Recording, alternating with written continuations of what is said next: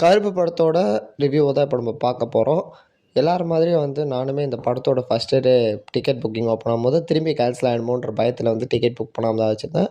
அப்படியே first day, second டேன்னு போய் தேர்ட் டே தான் ஒரு வழியாக இந்த படத்துக்கு போயிட்டு வந்திருக்கேன்.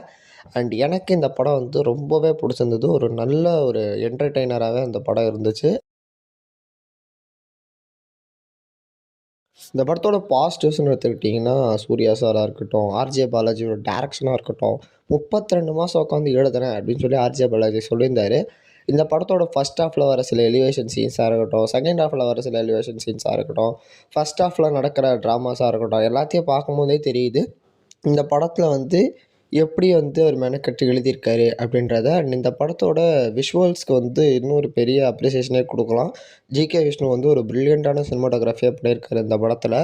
அதுக்கும் ரொம்ப மெனக்கெட்டுருக்காங்க. அண்ட் அதை தாண்டி சாய் அபியங்கர் என்னதான் அவர் மேலே ஒரு கம்மியான எக்ஸ்பெக்டேஷன் இருந்தாலும், நிறைய நெகட்டிவ் ஒப்பீனியன்ஸ் இருந்தாலுமே கூட இந்த படத்தில் அவரோட மியூசிக் அப்படின்றது ஸ்டாண்ட் அவுட்டாக நல்லாவே இருக்குது.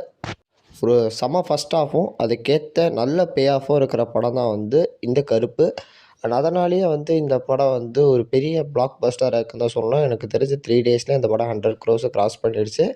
அண்ட் இதுலேயே தெரியுது இந்த படத்துக்கு எந்த அளவுக்கு ஒரு நல்ல ரெஸ்பான்ஸ் அப்படின்றது ஆடியன்ஸ் கிட்டே வந்திருக்குன்றத. உங்களுக்கு இந்த படம் எப்படி இருக்குன்றத கமெண்ட் பண்ணி மறக்காம சேனலை சப்ஸ்கிரைப் பண்ணிக்கோங்க. Until then good bye from RL.